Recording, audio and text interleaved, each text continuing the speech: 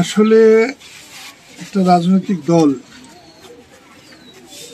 নিষিদ্ধ করলেই নিষিদ্ধ হয়ে যায় না,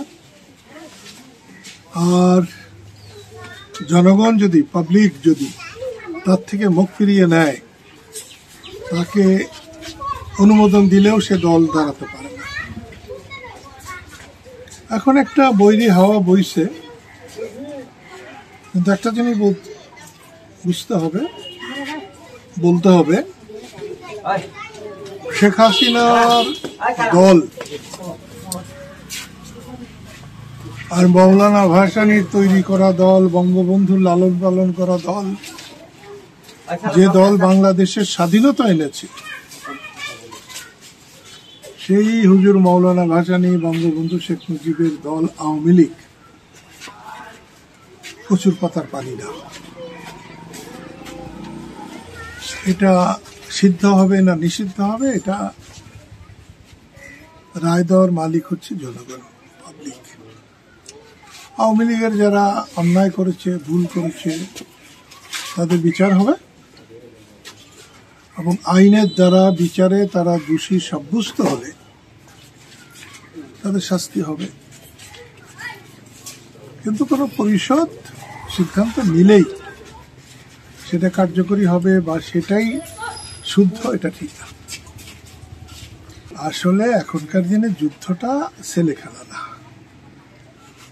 তার প্রভাব যে দেশ যুদ্ধ করে শুধু সেই দেশের উপরে পড়ে না, সারা পৃথিবীর উপরে যুদ্ধ হলেই সে প্রভাব পড়ে। দু একটা গুলি ছোড়া আর যুদ্ধ এক কথা না।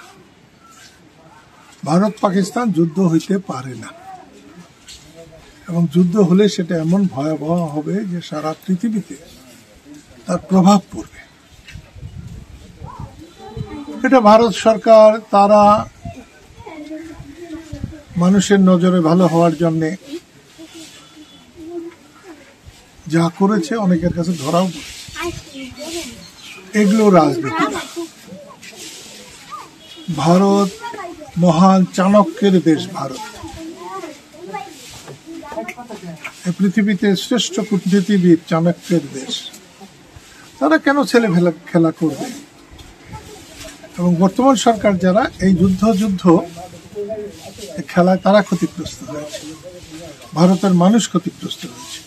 যুদ্ধ হলে সারা পৃথিবী ক্ষতিগ্রস্ত হবে। আমার মনে হয় সেটা হবে না।